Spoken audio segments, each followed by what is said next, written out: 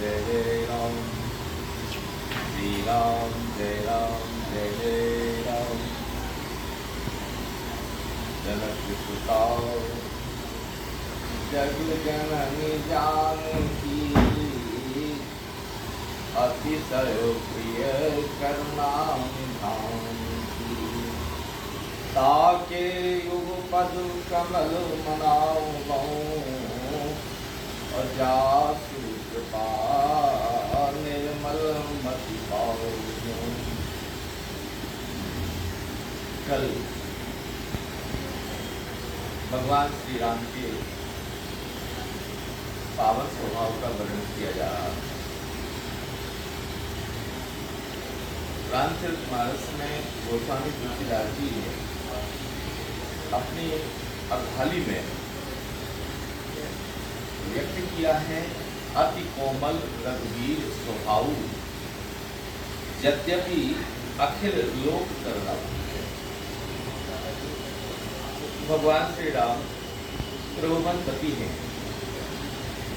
यद्यपि वह इस सृष्टि के आदि महापुरुष कहे जाते हैं। भगवान के स्वभाव के संबंध में जो चर्चाएं की गई हैं, कल इसका वर्णन किया गया था अति कोमल रघुवीर स्वभाव। गोस्वामी तुलसीदास जी ने स्वर व्यंजन सहित इस सृष्टि की जो बोलचाल की पावन भाषा वेद वाङ्मय है, वह स्वर व्यंजनों से प्रारंभ होता है। तो स्वरों में अकारो वासुदेवा और व्यंजनों में कवर्ग से प्रारंभ होने वाले सिस्टम को बताया गया है। तो अति कोमल व्यंजनों में भगवान की कोमलता का वर्णन किया गया है, और स्वरों में भगवान की दिव्यता का वर्णन किया गया है। भगवान श्री राम की निर्मल कोमलता का जब वर्णन किया गया है, तो सबसे पहले हम वहाँ चलते हैं जहाँ भगवान अपनी माँ को दुलार देते हैं। यद्यपि अखंड कोटि ब्रह्मांड नायक भगवान श्री राम का त्रेता में जो प्रादुर्भाव हुआ है, उस प्रादुर्भाव में क्या सुंदर बात है। जब भगवान का प्राकट्य होता है, तो प्राकट्य की परिस्थिति देखिए आप। भय प्रगट कृपाला दीन दयाला कौशल्या हितकारी। कौशल्या हितकारी, यहाँ व्यंजन का प्रथम अक्षर लिया गया है। कौशल्या हितकारी, देखिए वेद वाङ्मय से हमारी रामचरितमानस कहीं अछूती नहीं है।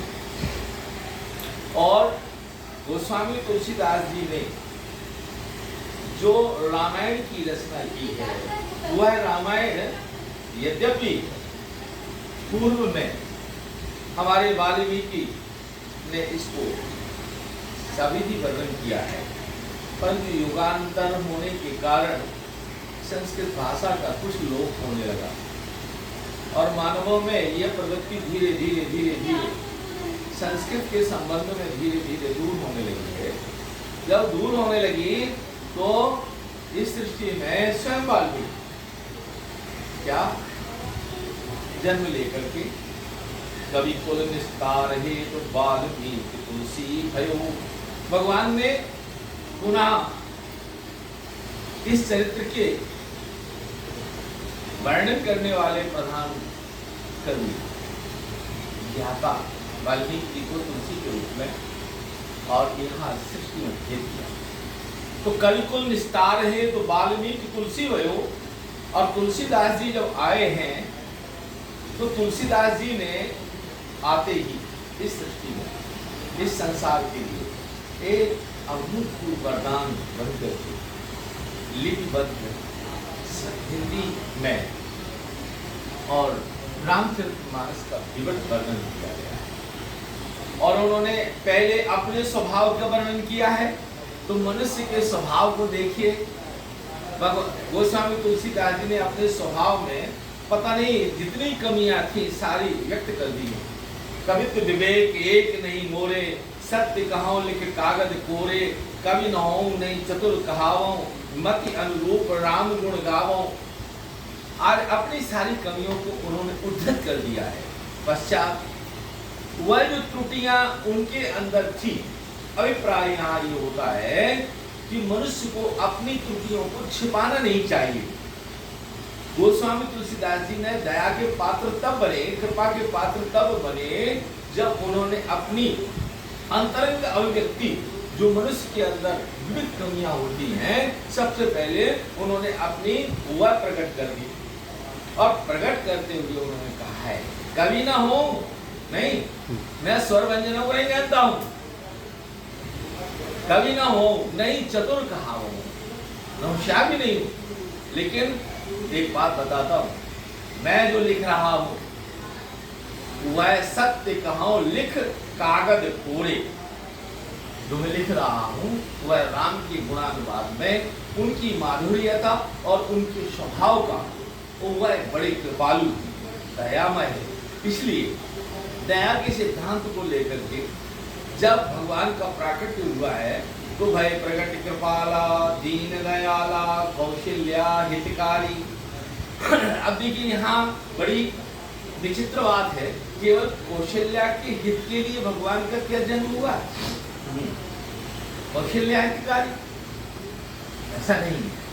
यहाँ समूचे वांग्मय के हित के लिए भगवान का प्राकट हुआ है और वेद वांग्मय के स्वरूप में कौशल्या को नाम इंगित करते हुए, और जब प्रभु का दर्शन किया है तो दर्शन करने के बाद कौशल्या जी बोली, प्रभु ये स्वभाव आपका ऐसा नहीं है, आपका स्वभाव तो दूसरा है ना, भक्तों के हितकारी हैं आप, और जैकी आपकी जिसकी भक्ति की जैसी भावना होती है तदनुरूप आप अपने स्वभाव में अपने भक्ति की पूर्ति के लिए। इसलिए कौशल्या जी बोली कि अद्भुत रूप को हमने आपका देख लिया और हमको जो जानना चाहिए वो आपने हमको पहले बता दिया है। ये भगवान का स्वभाव है। भगवान अपनी वास्तविकता को प्रारंभ में दर्शा देते हैं और उन्होंने दर्शा दिया कि मैं इस ब्रह्मांड का अखिल कोटि ब्रह्मांड नायक श्री राम हूँ, विष्णु हूँ, सृष्टि का आधार हूँ। इसलिए फिर स्वभाव को उन्होंने कैसे परिवर्तित किया है? कौशल्या जी कहने लगी कि ये शिशु लीला, देखिए भक्ति की भावना, और भक्ति की भावना को सिद्धांत के रूप में भगवान ने उसे तत्काल स्वीकार करके, ये स्वभाव है भगवान का, जैसा भगवान को भक्त पुकारता है, जैसा भगवान को चाहता है तदनुरूप भगवान परिवर्तित हो जाते हैं। इसलिए कौशल्या जी कहने लगी, हे प्रभु आप मनुष्य के स्वभाव को जानिए, और मनुष्य का स्वभाव क्या है?